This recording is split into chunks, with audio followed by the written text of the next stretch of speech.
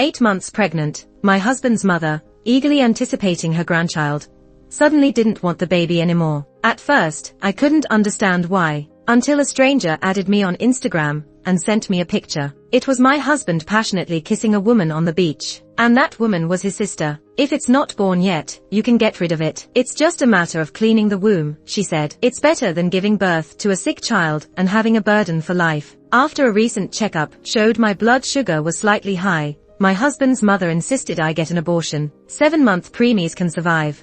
An 8-month-old fetus is practically a living being. I couldn't believe she could say such hurtful things without feeling guilty. Pregnancy diabetes isn't uncommon, and I don't even have a family history of it. Even the doctor said my levels were only slightly high, not even reaching diabetes. I just needed to watch my diet, and it wouldn't affect the baby. Yet, she refused to believe the doctor, claiming they were lying. She dragged me to a small clinic run by a relative to get it done. Of course, I refused and told her it wasn't up for discussion. She threw a tantrum, threatening to hang herself to make me comply. When that didn't work, she took her drama to my husband. She claimed she was thinking of the family while accusing me of being selfish. She said she never wanted me in the family because I wasn't even a full-time employee, not worthy of her son. She accused me of acting out, bossing her son around, and trying to take over the household. I was shocked. It's true. You never know someone until you fight with them. Was asking my husband to tie my shoelaces or pick up deliveries because I couldn't bend over anymore. Really too much to ask. She saw my refusal to abort as challenging her authority. I had always respected her for raising her kids single-handedly, much like my own mom, and often conceded to keep the peace. But she saw it as me knowing I wasn't good enough for her son, according to her standards. Her son went into the army for 2 years after high school, then paid to get a job as a gym teacher at our town's elementary school. He only got his official position after we got engaged. I, on the other hand, had always done well in school, completed a combined bachelor's and master's program in medicine, and moved back to work at the local hospital to be near my mom. When we met on a blind date, I had just graduated and hadn't officially turned my job permanent, but I did shortly after and now earn twice his salary. So, tell me, how exactly was I not worthy of her son? After realizing her mindset, I couldn't even talk to her anymore. I told my husband to handle it himself and moved back in with my mom for some peace. Little did I know, I would never go back. At first, my husband would pick me up from work, telling me not to let his mom affect my mood. I wanted to make things work since I was already 8 months pregnant. Seeing that he seemed supportive, I didn't want to worry my mom or attract neighborhood gossip. So, I tried to soften up, telling him the hospital said it was a boy and to inform his mom. I naively thought his mom might have preferred a boy and was pushing for an abortion thinking it was a girl. But even with this concession, he couldn't convince his mom to let me come home. Half a month passed with no change. One day, I was at the hospital preparing for maternity leave, when he suddenly showed up with a deformed fetus diagnosis from a doctor. What do you mean by this? I was so furious my hands were shaking. I couldn't hold the paper. I was 9 months pregnant, about to give birth. My mom said once the baby was out, it would be too late. He started saying, "Mom's worried about the little clinics being unsafe, so she got a diagnosis from your own hospital." I threw the paper in his face before he could finish. Then I slapped him. "Ken, are you crazy? You know what you're doing. You want to kill your own son. What do you want me to do? Mom's threatening to kill herself. We can have another baby, but I only have one mom." That struck me so hard, I could barely breathe. "What about me? Have you thought about the damage this would do to me?" He looked grim, unable to say anything. My body was cold, and my heart was even colder. "Fine, I get it. Your mom's irreplaceable. Wives can be replaced, and kids can be reborn. Go be with your mom. We're getting a divorce. I'll raise the child myself. No ties to your family." I went to get the marriage certificate, dragging him to file for divorce, but the stress triggered labor. I barely took a step before the pain hit, and my water broke. The baby was coming early because of him. My colleagues rushed me to the delivery room. I told one of them to call my mom to come watch over me. I was afraid Ken and his mom might harm the baby while I was in labor. I guessed right. As soon as the baby was born, she tried to take him from the nurse. My mom followed her closely, afraid she would throw the baby. She took the baby to different offices, asking doctors to check if there was anything wrong. A newborn can't endure such stress. My mom and the doctors brought the baby back to me. After that, my husband's mother never showed up again. I spent 3 days in the hospital with my mom taking care of me. The day I was discharged from the hospital, the mom from the same ward was surrounded by everyone, showered with flowers and gratitude from her husband as she left. But my husband called me to say that there was a study exchange activity at school that required him to go on a business trip for a week. It was crucial for his next promotion, so he couldn't skip it. Only my mom came to help me carry my stuff. I held my son and went back to my mom's house. Noticing that I was depressed, my mom worried I might have postpartum depression and suggested inviting Mary to keep me company. Mary was my high school classmate, also my husband's colleague, and essentially his sister since she's his mom's daughter. We had an average relationship during school, but after marrying Ken, we grew closer because she often visited us. I thought calling her over was a good idea. She could also act as a mediator if I decided to divorce my husband. However, my mom called her twice and no one answered. I assumed she was at school and asked my mom to stop calling. Instead, I left a message for her on Instagram, asking her to come over after school. While exiting the chat, I noticed a notification on Twitter and clicked on it. Someone commented on my post from the previous day about my safe delivery and new baby. "You're so lucky. Such a cute son and a caring husband who took a week off to take care of you. So envious. Took a week off." My eyebrows furrowed immediately at that phrase. Didn't Ken say he was on a business trip? Was this person mistaken? Or was he lying to me? The commenter was my elementary school classmate, Lily, who works in the political education office at my husband's school. She had attended our wedding, and we added each other to chat after recognizing each other with surprise. Mary had once secretly told me not to mention to Lily that she's Ken's sister, saying Lily was a big gossip and would spread it around the school. Mary worried it would ruin reputations, so she wanted to avoid unnecessary misunderstandings. Mary's concern might have been too much, as I rarely interacted with Lily, aside from the occasional Twitter like. Yet now, Lily had given me unexpected information. I instinctively deleted her comment, worried that Ken might see it if he also had her on Instagram. Then, I opened a chat with her, apologized for accidentally deleting her comment, blaming pregnancy brain, and started a casual conversation. We chatted about parenting tips until she confirmed that there was no exchange program at their school, and that my husband had indeed taken a week off. But he hadn't come to stay with me. He lied to me. Where had he gone? Was it just him caving into his mother, wanting to leave me hanging until I apologized to her, went back on my own, or even initiated divorce? A surge of anger filled my head. I wanted to call Ken and tell him he didn't have to wait.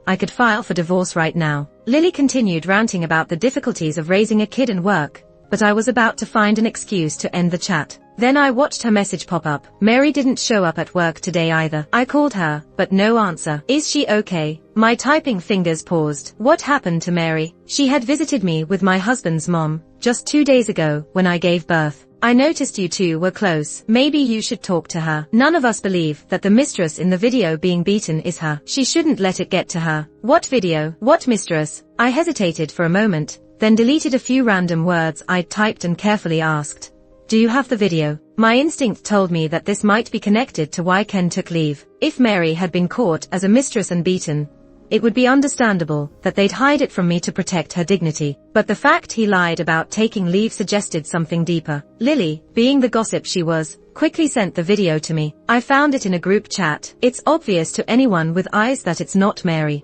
I opened the video, and the shrill voice of a woman immediately pierced through. "Everyone, come see what happens to a mistress." Quickly, I lowered the volume. "Make her look at the camera so everyone can see her foxy face." A woman on her knees, with her long hair pulled back, faced the camera against her will. Despite her messy hair covering half her face, it was clear to me, this was Mary. So young yet already on the wrong path, hooking up with married men, sleeping with someone old enough to be her father just to get cars and houses. So shameless. The person recording kept verbally abusing her while another person, facing away from the camera, kept slapping Mary. Strip her, make her kneel and apologize, and keep kicking her in the stomach. The recording was cautious, focusing solely on Mary, with only the assailant's back visible, and their side view blurred. As I watched the video, my mom rushed over in a panic. Lisa, look, isn't this Mary?" She handed me her phone, realizing my phone also played the same video. "I believe it's her. She's wearing the coat you gave her. But didn't she have a boyfriend?" Indeed,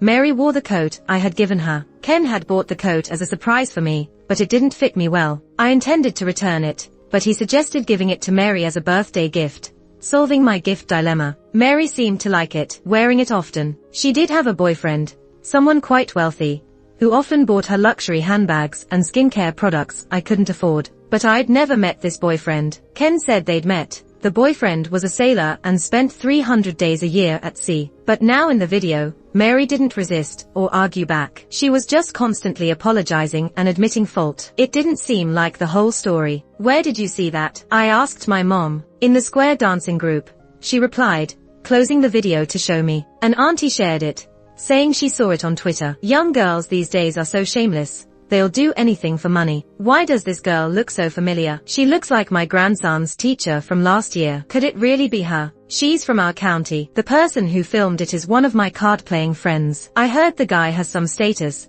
so he can't be exposed. The video is being deleted now. The group chat was buzzing with gossip. My mom shook her head, clicking her tongue. I knew that girl wasn't simple. My mom has never really liked Mary. She always said Mary seemed scheming and too friendly with my husband, especially since they weren't real siblings. Later, when she saw that Mary and I got along well, she let go of some of her bias. I'll find out who she's with. My mom started typing on her phone, then looked up at me with hesitation. She's with Ken. Are you sure there's nothing going on between them? I stayed silent, just opening the car's GPS system. It showed it parked somewhere I dreaded. Mom, can you go here? My mom leaned over to see. County Central Hospital. What's wrong? Are you in pain? She asked, worried. No, if nothing's out of the ordinary, Mary and Ken are both there. When my mom came back, she had injuries on her face, and her phone was broken. Her eyes were red, but she tried to act like nothing happened. Under my persistent questioning, she finally told me she got into a fight with my husband's mom at the hospital. She said she saw that Ken wasn't on a business trip. He was at the hospital taking care of the beaten Mary, thinking of how her daughter gave birth to his child and had no one to take care of her, waiting in the cold for half an hour for a ride home, while this bastard drove a car her daughter paid for to care for another woman, feeding her chicken soup. The more she thought, the angrier she got. She slapped Ken, dumped the soup on Mary, and screamed at them. She called Ken a husband abandoning his wife and child, called Mary a shameless mistress, who seduced an older man, and now her half-brother. Ken knew he was in the wrong and didn't dare retaliate, but my husband's mom came in. She rushed in and started fighting with my mom. She insulted my mom for giving birth to a sick daughter, and hiding that before marriage, and now having a useless grandchild. My mom, infuriated, shoved the video of Mary in her face and showed it to everyone, claiming Ken's family was the one with problems. Their son tricked into marriage, their daughter a mistress, and now messing around with her own brother. She called Ken's mom a malicious old witch. Ken's mom grabbed the phone and smashed it. They were finally separated and almost had the cops called. My mom, furious, told me she didn't feel she lost, as Ken's mom's face was scratched up badly. Then she cried, apologizing for being too impulsive, and that there was no solid proof of their affair. She shouldn't have worsened things. I knew. She was afraid I was still waiting for Ken to pick me up. She was scared her outburst would cause Ken's family to take it out on me. She was more afraid of me struggling alone with a child. No one understood these hardships better than a widow who lost her husband early in life. I told her I was ready to divorce. This kind of man wasn't worth living the rest of my life with, but it meant more hard work for her, helping raise my child after raising me. She supported me but was heartbroken for me. So, that night when I woke up crying in my sleep, I heard her calling Ken, humbling herself, apologizing, and asking if he could come see the baby since he wasn't on a business trip. Then she called my best friend, Nora, asking if she could come over, saying I'd been crying at night, and she was worried I had postpartum depression. I had no idea I cried at night, and I was consciously trying to avoid postpartum depression by minding my mood. But some emotions are unavoidable. So, I didn't stop my mom. Letting Ken come over would steer things quickly to a divorce and peace. Ken showed up the next day. He brought a box of milk. It was dusty, the cheapest near-expiry kind from the supermarket. Handing the milk to my mom, he bent down to try and hold the baby, reeking of Mary's perfume, with a love mark on his neck. It made me sick. If there had been any doubt about their inappropriate relationship, it was now shamelessly on display. I had foolishly taken Mary as a sister-in-law and good friend, never suspecting their filth. How disgusting. Don't touch, I snapped, placing a pillow between him and the baby. He froze, awkwardly laughing. Let the baby sleep. I'm clumsy and scared to hold him. He made an excuse, asking about my health, the baby's behavior, and if he was fussy. Then he explained he was supposed to go on a business trip, but it was cancelled. Mary called him from the hospital, and he went to see her. My mom misunderstood. There was no mistress. The woman in the video wasn't Mary. He rambled, defending Mary. He never mentioned naming the baby or setting up household registry registration, nor taking us home. Instead, he ended by asking for money. The real reason I'm going out for this training is to aim for the position of head of the sports team. I have a good chance. If I get it, my salary will double and the benefits will be much better. But the competition is fierce. Fortunately, my mom has connections. Just 10 grand and it's a done deal. I want to work hard for a better life for you and our son. So, honey, can you transfer the money to me? 10 grand. When we got married, we agreed each of us would put in $6,000 for a family fund. But after the wedding, I checked the bank account and saw they only put in $600. They said the $6,000 went to clothes and wedding expenses. Only my mom really put in her $6,600. And with all the money I've saved up over these 2 years, it just totals exactly 10 grand. He really has the guts to ask for that. Did my mom bow her head last night and give him that courage? Or does he think now that I've had a baby, I can't live without him, making him bold enough to come up with such a lame excuse to cheat me out of all my savings? Ridiculous. I looked down at my baby, trying to suppress the boiling anger in my eyes. You can deceive me emotionally, fine. I'll just blame myself for being blind and divorce you. But to cheat my feelings and then come for my money, not even caring about me and our son's survival. Ken, just divorcing you is too easy. I told him the money is in a time deposit, and it's not due for another 10 days. If I take it out now, we'll lose several thousand in interest. He's greedy. He figured since I agreed, and I'm stuck doing postpartum care, I wouldn't cause any commotion. So he readily agreed. He quickly said that he managed to persuade his mom, and that in a few days I could go back to my in-laws. He said he'd feel better knowing I was at my mom's place and then left in a hurry. Not long after he left, Nora rushed over. She's my childhood friend and best buddy. From elementary to high school, we were in the same school. We ended up in different cities for college, but both studied medicine. We reunited for our postgraduate entrance exams. The difference is she went up north after graduation, while I returned to my hometown. This time, I called her back, because her grandma's village is the same as Ken's. I needed her to help me figure out the relationship between Mary and my mother-in-law. Ken's behavior showed that he planned to kick me out after getting the money to make room for Mary. But I don't understand. At the hospital, my mom already leaked the video of Mary being beaten up as the other woman. She must know about it. And judging by Ken's behavior today, she must also know and condone their affair. She's always been strong-willed and values her reputation above all else. How can she accept Mary marrying her son? And now that I think about it,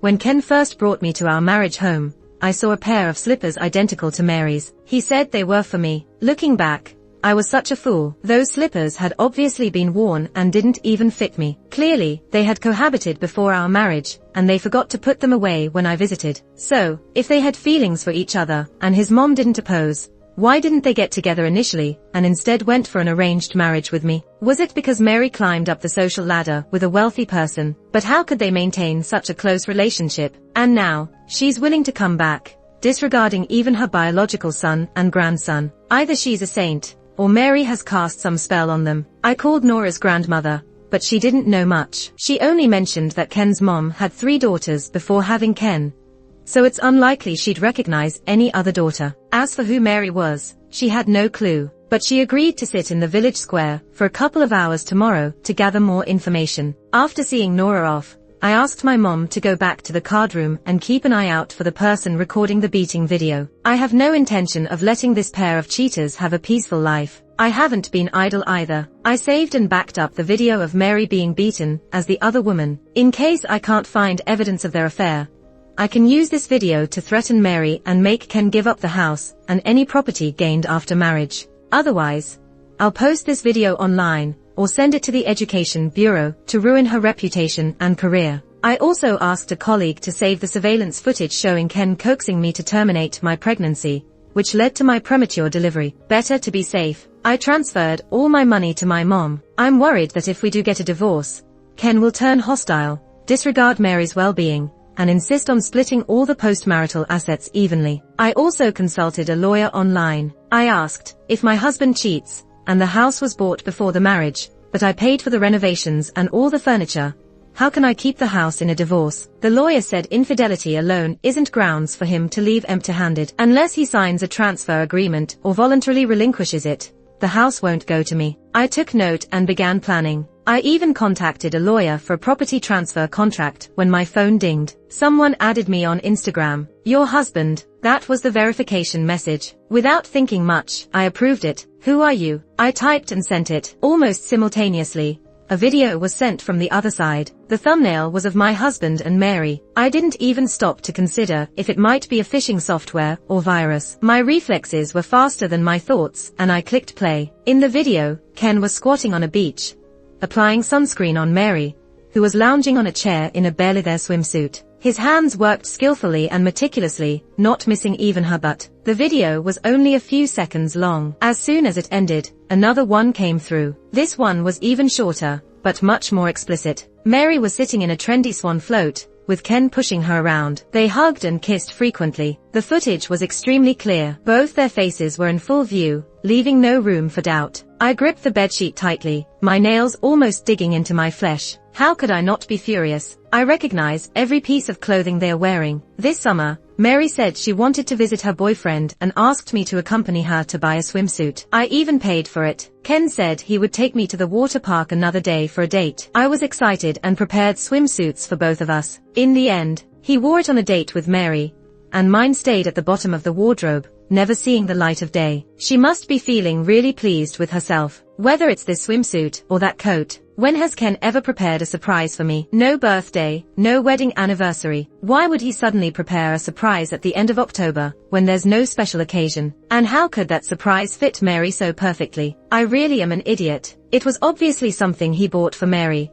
Just forgot to change the address, and I signed for it by accident. I took a deep breath, trying to suppress the anger rising inside me, forcing myself to stay calm. First, I saved and backed up all the videos, then uploaded them to an email storage service. I asked, is there anything else? I already had a hunch about her identity. Since she didn't want to say, I didn't ask further. Your husband's position was bought with Mary's body. Marrying you, or any woman, was a demand from Mary's patron. The response came back with a couple of sentences, clearing all my doubts. My husband's mom doesn't mind Mary, or rather, doesn't dare to, because Ken's job came from this. Ken married me to clear the patron's suspicion about their relationship, and to get the job as soon as possible. It was all for show. So, they are a match made in heaven, a family destined to be mixed even in their ashes. But me, I'm just a resentful fool, cursed enough to be dragged into this, ruining my entire life. What do you want? I asked the person on the other side. I want to ruin her completely. Ruin her completely. I sneered. Of course, not just her. I want their whole family to pay for deceiving me. With enough evidence in hand, after preparing the property transfer contract and the divorce agreement, where he willingly gives up child custody and all assets,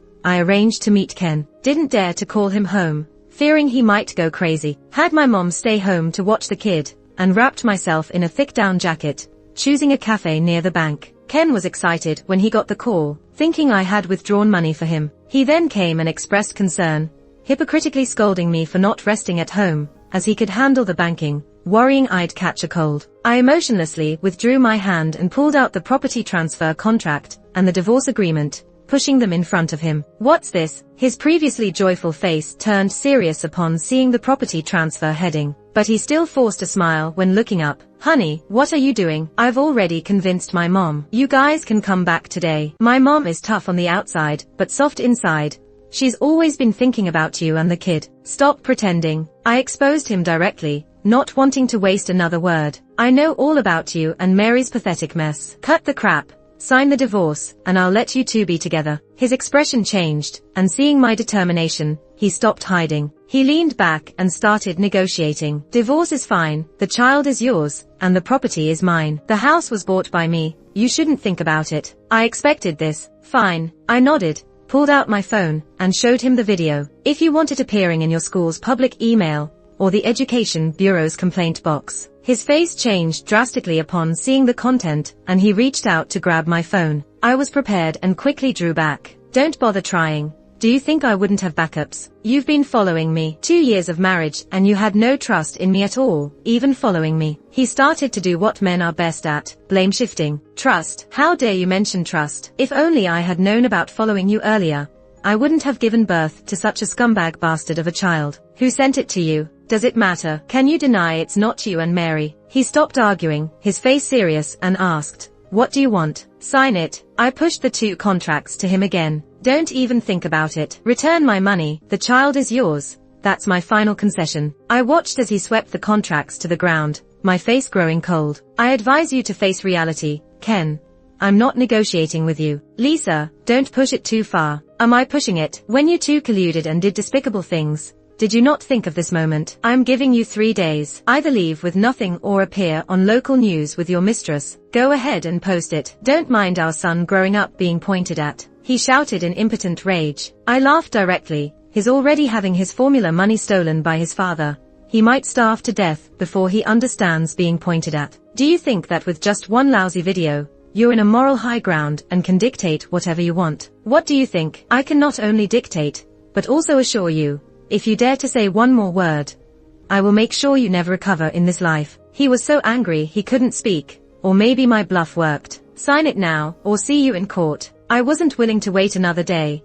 Didn't want to see him for another second. Ken glared at me as if wishing to flay me alive, then bit his teeth and lowered his tone. Honey, don't be so impulsive. Mary and I were a thing of the past. It's long over. She's being kept as a mistress now. How could I still want her? Bringing her home was just my mom's idea. Really? I sneered at him. Wow, you're heartless. She got herself a sugar daddy just to get your job. With how ungrateful you are, there's no way I can stay with you. Today you stole money for baby formula. Next, you'll probably kill your wife for insurance. Your wife and kid will end up in heaven. His face turned pale. You know. I waved my phone at him and said, I know a lot more than you think. Actually, I just had another video. But his face changed dramatically, and he left, saying he needed a day to think about it. Is there really something else I don't know about? That question was answered when I got home. Nora called me. I'm at my grandma's, near Mary's house. Guess what I found out? Her voice was urgent and excited. What? I paused, bottle in hand,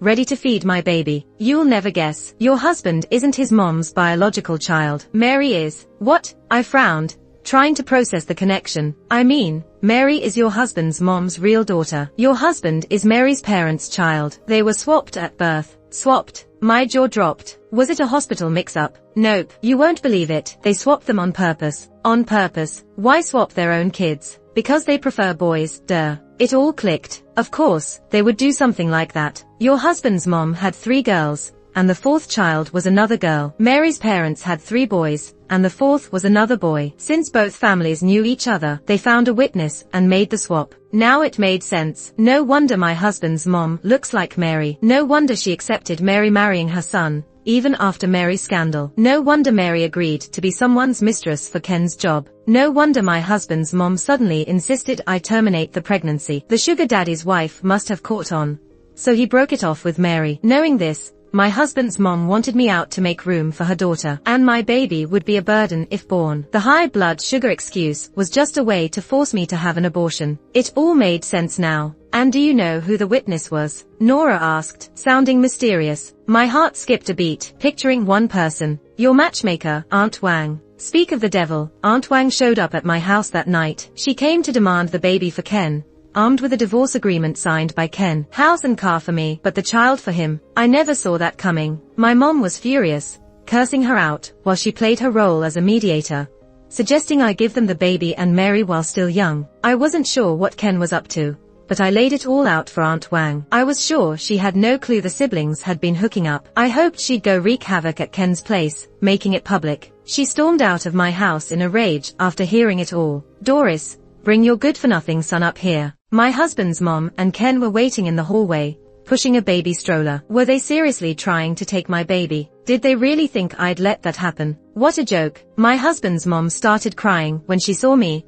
begging me not to divorce. She said she'd do anything if I came back with the baby, even kneel to serve me. Her complete turnaround disgusted and unsettled me. I took Ken into the bedroom instead. We needed to settle the divorce quickly. They both wanted custody now, and who knows what tricks they'd pull if we delayed. Your time's up. Sign the papers or face public disgrace. Choose quickly. Ken tried to grab my hand, but I glared at him, stopping him in his tracks. Don't wake my son. If you're a man, do this quickly. Baby, Can't you forgive me this one time? I was sincere when I married you. My mom forced me to be with Mary. I didn't want it. Such a mama's boy. Still blaming his mom. Stop the act. You shorted me on dowry, cheated openly, forced me to abort when I was pregnant, and ignored our child after birth. How sincere were you? I thought that would end it, making him leave with some shame. But clearly, Ken had none. But I was really sincere when I proposed. How much do you think your sincerity is worth? Does it cover the money I spent on the swimsuits for you and Mary? If not, should I add the bribe you gave me to fake proof to force me to lose our son? He looked pained.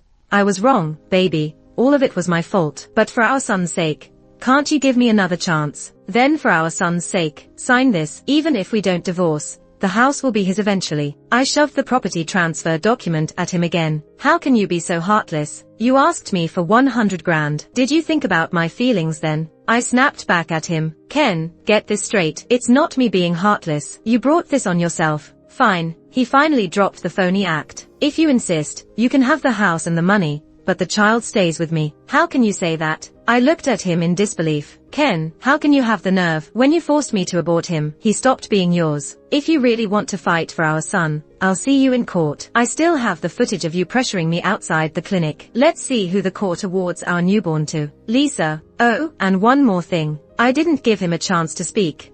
I cut him off directly. And your mom faked the certificate. And you cheated on me with Mary. Everyone's going to see it in court. When the rumors spread all around town, let's see if the school still recognizes the positions you two worked so hard to get. Let's not drag this out. I've already found a lawyer, and now I'm telling her I want to file for divorce. I made a move to grab my phone, but Ken grabbed my hand and dropped to his knees with a thud. Baby, my mom really agreed to let Mary go. I'm begging you, don't divorce me. I'll be good to you. I won't do anything to hurt you again.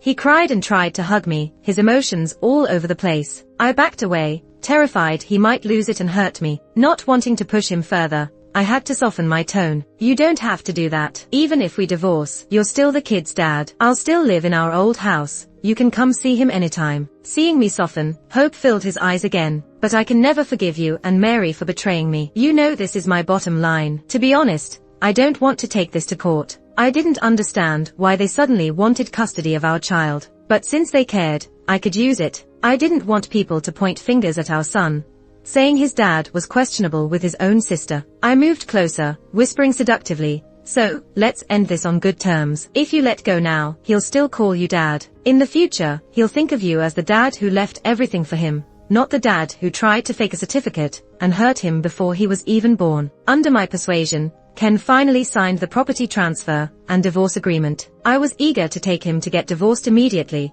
but it was too late. The office was closed. We'd have to wait until tomorrow. I was so afraid of anything going wrong.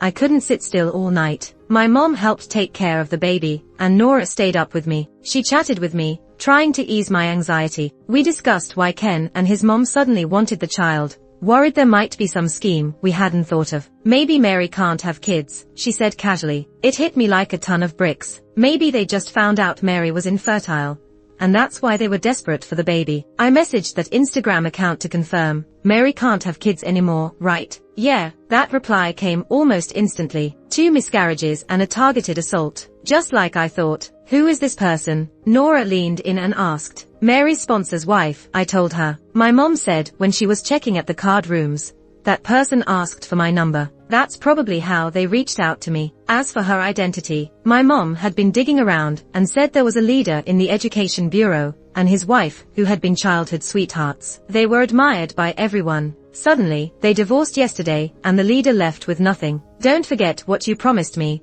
that person said again. Of course, once I heard childhood sweethearts, I understood her desire to disgrace Mary. But in the adult world, faced with choosing between personally dealing with a lowlife and securing her assets, she picked the latter and found me. She sent me videos of Mary cheating with my husband to help me get divorced and used my hand to achieve her aim. What did you promise her? Nora asked. To make Mary's life hell. So what about Ken? Just leave him with the divorce? Of course not. Nora was silent for a bit, then seriously asked, after all this, do you plan to stay here? No way. I shook my head. Staying would just mean endless entanglement and trouble. I had already discussed it with my mom, and we put the house up for sale through an agent. Yesterday, I also contacted my advisor. I might move where you are, I smiled at her. The next day's divorce proceedings went unusually smoothly. The staff started to talk about a cooling off period, but I simply showed them the divorce agreement Ken had signed, got the divorce certificate smoothly and drove off in my car, then quickly reclaimed the house. Afterward, I contacted the agent to list it as a second-hand home. I drove the car to a second-hand market and sold it. Back home, I shipped the packed luggage to Nora's place. I also submitted my resignation at the hospital. Since I was on maternity leave anyway, leaving was easy. Then, Nora and I took a cab to the train station. My mom was already there with the baby. Once settled on the train, the first thing I did was post on Twitter. Just 2 photos, the divorce certificate, and my son's birth record. Luke. Not even 5 minutes passed before Lily messaged me. She asked what was going on and why I was getting divorced before the end of my confinement. I satisfied her curiosity, telling her everything about Mary and Ken, and even accidentally sent her the videos. I knew with her gossip nature, it wouldn't take long for the news to spread, so I needed to leave before that happened. While chatting with Lily, Ken called on video. Ignored it. He sent a bunch of voice messages, but I didn't even bother to open them. Kept gossiping with Lily. Then another video call from Ken. He must have seen my Twitter post and realized his son was completely out of his life. So I blocked him. Seeing his mom at the top of my chat list, I blocked her too. Another call came through just as I finished blocking, and I blocked that number also. After finishing my chat with Lily, Mary's Instagram popped up. Lisa, what do you mean? We gave you everything. Why are you going back on your word? That's Ken's child. Why are you taking him? She actually reached out, only for my son. And what does this have to do with you? I replied, over there it's been showing typing the whole time, but nothing ever comes through. I keep asking her, are you afraid that without this kid, after putting in so much, you'll still be kicked out in the end? Now you're the one being kicked out. She's still being stubborn. Everything you did, whether for money and pleasure, or because you didn't resist the patriarchal pressure, got you to this point. You deserve it. After sending that, I blocked her too, put my phone on airplane mode, and completely said goodbye to the past. Watching Nora get off in North City, we headed to our next stop. Last night, Nora and I contacted our mentor again. He got invited to Los Angeles, so I'm planning to go there and work with him. On the 3rd day in LA, with the help of our mentor and Nora, who drove back and forth daily, we finally found a place to stay. Because I'm still in postpartum recovery, I'm temporarily just reading the materials my mentor sends and getting familiar with the hospital's work here. On the 5th day, Zara messaged me. Mary's video of being beaten up for being a homewrecker was sent to the Education Bureau by some parent. She's been suspended. On the 6th day, my mom found the video of Mary and Ken in a group she never left. On the 7th day, Zara, Mary's video with your ex-husband has been exposed. It's everywhere now. Your ex got suspended too. On the 8th day, Zara, your ex-husband is looking for you. Came to me. They can't find me. I've blocked all my social accounts and changed both my and my mom's phone numbers. On the 15th day, both your ex-husband and Mary were fired from their jobs at school. The 2 houses we left with the agent were sold, enough for us to live on for a while. My goal is achieved. Life needs to get back to normal. I completely stopped using this account and stopped caring about the past. Then, 3 years later, my job went great, my son started kindergarten, and my mom finally had time to get back into the local social circles.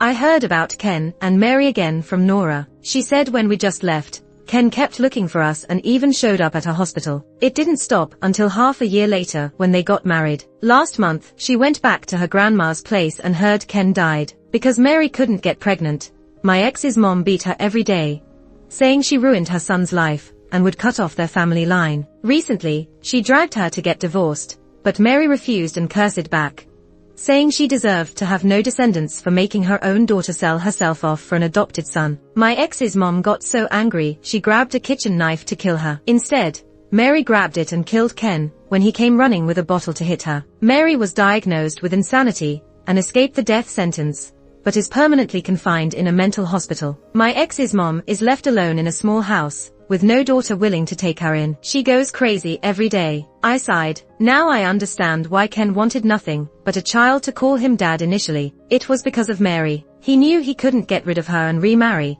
that he'd never have his own kid again. And he knew she really would take him down with her if she went mad. But in the end, they got what they deserved.